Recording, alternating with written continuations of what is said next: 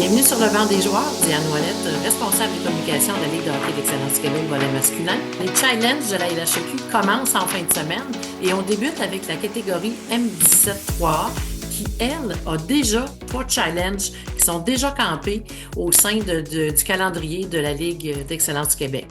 Pour nous parler de ce premier challenge-là, j'ai avec moi Gary Park des Citadelles de Rouyn-Noranda, l'entraîneur-chef, et l'entraîneur-chef aussi des Estacades de la Mauricie, Carl-Éric Lemay. Bonjour, messieurs. Bonjour. Bonjour. Donc, un gros week-end qui s'annonce assurément pour vous. Dites-moi, comment ça fonctionne, la préparation de ce challenge-là, sachant qu'il y en a 2 autres qui vont arriver au cours de la saison? Moi, je trouve que ça va être une belle évaluation pour nos joueurs et notre équipe aussi comme premier challenge. C'est sûr qu'on se prépare à ce challenge-là depuis le jour 1 du camp d'entraînement. Notre saison régulière, on s'en sert pour faire en sorte que nos apprentissages, on progresse comme équipe. Mais c'est sûr qu'il n'y a rien de mieux qu'un challenge pour pouvoir évaluer notre équipe en situation là, de compétition. Nous, c'est un peu la même chose que quand Eric dit. C'est sûr que depuis le jour 1, on travaille pour ça, se rendre là. Puis c'est surtout que maintenant, on va pouvoir s'auto-évaluer avec les équipes des autres sections. On a justement notre section en ce moment. Donc, quand on arrive dans les autres équipes, on va voir où est-ce qu'on est rendu vraiment dans la ligue et non seulement notre section aussi, là. Et de quelle façon vous préparez vos joueurs? Parce que eux connaissent l'enjeu aussi. On parle d'évaluation, il n'y aura pas que la vôtre. Il va y avoir aussi celle des dépisteurs et d'autres personnes de hockey qui vont être dans les estrades à les observer. De quelle façon on les prépare à ce premier challenge?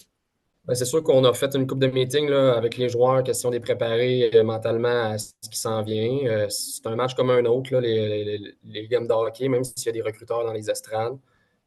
De toute façon, les recruteurs ils viennent nous voir là, en saison régulière. Donc, on essaie de diminuer le stress là, le plus possible pour faire en sorte que ça reste que c'est du hockey, c'est un jeu, puis il faut qu'ils s'amusent à travers tout ça. Mais c'est sûr que les challenges, c'est une belle vitrine pour les joueurs. C'est une belle façon de pouvoir démontrer qu'est-ce qu'ils sont capables de faire là, en situation de compétition. Il y a plein de choses. Je pense qu'il faut parler beaucoup des distractions qu'il peut y avoir là-bas. Quand on parle de distractions, c'est pas seulement les dépisteurs, c'est souvent aussi les parents. Les parents, ils viennent vers le tournoi. Donc, il y a beaucoup de choses qui changent après les matchs. Ils parlent avec leurs parents, que c'est pas toujours qu'est-ce qu'on fait là, après les matchs rendus. Mettons, on raconte à Montréal, des choses comme ça. Donc, c'est plus de voir les distractions parce que qu'est-ce qu'ils font à tous les jours, c'est jouer au hockey. Ben, bien souvent, les gars l'oublient, ça, qu'ils le font tous les jours. Puis ils arrivent là-bas, puis ils se mettent un stress là, qui est additionnel un peu, là. Donc, c'est la même game, comme Carl Éric dit, c'est la même game qu'on joue. Un petit peu moins de temps. Donc, la seule chose, c'est de bien performer, puis de se préparer là, de la meilleure façon possible. Tantôt, tu abordais, Gary, le fait que là, vous allez pouvoir rencontrer d'autres équipes que celles de votre section, parce qu'effectivement, la LHEQ prend bien soin à ces challenges-là de s'assurer que vous allez être capable de rencontrer d'autres adversaires complètement que ce que vous faites pendant la saison. Et comment vous préparez vos joueurs par rapport à ça, de rencontrer d'autres équipes qui performent aussi bien que vous, ou peut-être mieux, dépendamment. Là, c'est sûr qu'on est en début de saison, mais il y a quand même plusieurs matchs de jouer. Alors, comment vous abordez ça? Ben, qu'est-ce qu'on fait beaucoup, là? On a joué en fin de semaine, donc on va avoir du vidéo aussi qui va être par rapport à nos matchs en fin de semaine.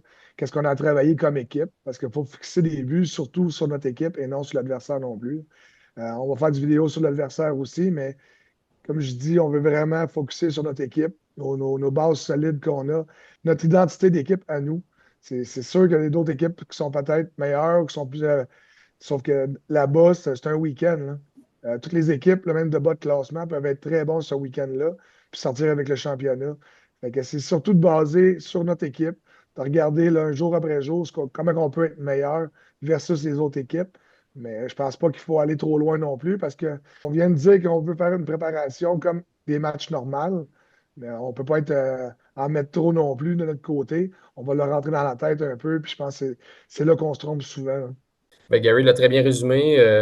Tu sais, le fait de rencontrer une équipe que tu n'es pas habitué de rencontrer, ben, c'est sûr que la vidéo, ça va nous aider, mais ça reste qu'il faut se concentrer sur nous autres, sur qu'est-ce qu'on est capable d'amener dans la game, puis c'est quoi notre identité d'équipe, puis essayer de faire en sorte de pouvoir le voir sur la glace, là, peu importe contre qui qu'on affronte.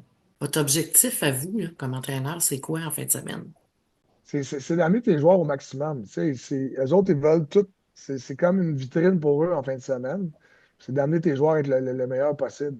Qu'ils aient à la fin de la saison, qu'ils n'aient pas de regrets, qu'ils ne disent pas qu'on aurait dû faire ça, on aurait dû faire ça. On prépare nos joueurs jour après jour. C'est pas une décision d'une fin de semaine, c'est une décision de saison. Donc, c'est un processus qu'on vit. On fait des erreurs, on fait des bons coups. Il faut les mélanger ensemble pour avoir la meilleure soupe possible. Sauf que, comme j'ai dit tantôt, il ne faut pas trop en mettre. Il faut être qu'est-ce qu'on fait à tous les jours pour le faire le mieux possible, puis les mettre en vitrine, puis s'assurer que eux, là, c'est pas nous autres qui vont faire la différence, c'est eux autres qui vont faire la différence. Puis c'est eux qu'on veut mettre le focus sur eux, là. C'est certain que l'objectif ultime, ça reste que ça va être de remporter le challenge. Ça, c'est sûr et certain. Je pense que les joueurs, ils commencent le tournoi puis ils veulent tout gagner. Mais l'affaire, c'est qu'on est 21 équipes. Les 21 équipes veulent gagner. Fait que l'objectif, c'est juste de se rendre le plus loin possible, de performer à la hauteur de ce qu'on est capable de faire, comme Gary le dit, puis de faire en sorte qu'on est capable de se rendre jusqu'au dernier match le dimanche. Mais dans des genres de tournois comme ça, c'est une longue route. Pour se rendre jusqu'au bout, c'est 6 à 7 matchs. Fait qu'il faut qu'on se concentre un match à la fois. Parce que si on pense au 7e match, des fois, ça se peut qu'on ne se rende pas. Là. Fait que c'est un match à la fois. Puis c'est un petit peu ça l'objectif principal d'y aller avec la game numéro 1, puis ensuite la game numéro 2, mais on va focuser sur la game numéro 1 en premier. Donc, la récupération est importante aussi pendant ce tournoi-là, quand on pense à 6-7 matchs à l'intérieur de 3 jours. Comment vous allez pouvoir adapter ça? Tantôt, Gary, tu parlais des éléments qui peuvent déconcentrer vos joueurs à l'extérieur de la glace. De quelle façon vous allez vous y prendre? C'est sûr que nous, on va être à l'hôtel, c'est sûr aussi avec nos joueurs, donc on a un meilleur contrôle, c'est certain. Tous les temps de repos, les temps de repas, tout est calculé pour s'assurer que tout le monde va recharger les batteries le plus rapidement possible. Ça reste que peu importe, on ne sait pas ce qui peut arriver, on ne contrôle pas tout non plus. La maladie peut rentrer dans l'équipe, peu importe la grippe. C'est des bons temps en ce moment pour pogner la grippe aussi, tout ça, mais nous autres, l'horaire est fait qu'après le premier match, on sait ce qu'on s'en va un peu plus dans le calendrier.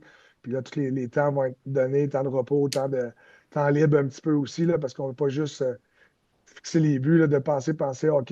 Maintenant, il faut sortir la tête un peu de là, puis sortir la tête de l'eau, puis faire d'autres choses pour arriver au prochain match, puis pas être brûlé mentalement non plus, là. Ben, Gary a parlé beaucoup de l'extérieur de la glace. Moi, je parlais un petit peu plus sur la glace. Je trouve que des challenges comme ça, par expérience, il faut que tout le monde soit engagé parce que sinon, on ne se rend pas au bout. Fait que, on ne peut pas y aller avec juste 2, 3 joueurs ou un gardien. C'est des genres de challenges comme ça qui obligent à ce que tout le monde soit engagé et tout le monde compétitionne si tu veux te rendre jusqu'au bout. Qu'est-ce que vous aimeriez dire à vos joueurs avant de partir, là? Ben, qu'il n'y ait pas de regrets, de donner le meilleur d'eux autres mêmes, puis d'essayer de démontrer qu'est-ce qu'ils sont capables de faire. Il y a des joueurs qui s'entraînent là, pratiquement à l'année. Ils s'entraînent fort l'été, ils s'entraînent fort sur la glace, hors glace. Tout ça pour pouvoir avoir la chance de pouvoir compétitionner dans des enjeux comme ça. Puis, il ne faut juste pas qu'il y ait de regrets, il faut juste qu'ils donnent le meilleur d'eux autres mêmes. Mon gros, c'est la même chose, c'est le regret. On parle souvent qu'ils font ça à l'année, ce sport-là. Ils font beaucoup de sacrifices là-dedans. Ils sont privilégiés en même temps de pouvoir vivre de ces situations-là. Mais tu sais, c'est d'avoir du plaisir au bout de la ligne aussi, là. Si tu le fais avec le plaisir, que tu ne te mets pas une tonne de pression parce qu'il y a des gens dans les estrades, c'est juste de penser, là, chiffre après chiffre. Puis quand, mettons, tu viens de finir une présence sur la glace, tu ne peux plus rien faire là-dessus, tu ne contrôles plus ça. Donc, tu contrôles la prochaine. Mais d'avoir du plaisir de travailler le plus fort possible, puis de ne pas avoir de regrets au bout de la ligne, là, ça va être la clé là-dedans. Et à vos partisans, parce que là, assurément que vos partisans, ils vont vous suivre. Il y a beaucoup d'ambiance. C'est là qu'eux autres aussi peuvent s'exprimer auprès de vous. Qu'est-ce que vous avez à leur dire? Ça reste un peu la même chose. Nous autres, on véhicule, comme en tant qu'entraîneur, on véhicule des messages. Il faut qu'ils soient en arrière de nous. Je pense qu'ils font partie de l'équipe. Je pense que si eux sont derrière nous, ils vont aider leurs enfants à mieux performer aussi. Puis c'est de nous laisser un peu le champ libre là-dedans, puis d'avoir du plaisir eux autres aussi. Je pense que c'est un beau temps pour eux autres d'avoir des réunions avec les autres parents, de pouvoir jaser, d'avoir du plaisir aussi.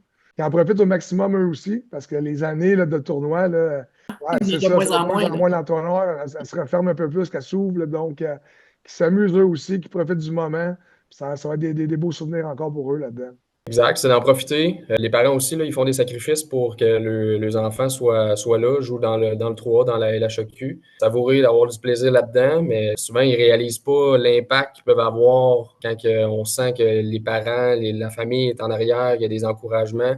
On le ressent vraiment dans l'équipe là, sur la glace. Ça pèpe les joueurs, puis on le ressent là, quand ils sont en arrière de nous. Fait que c'est juste de les encourager à venir, à faire du bruit, puis de savourer le moment.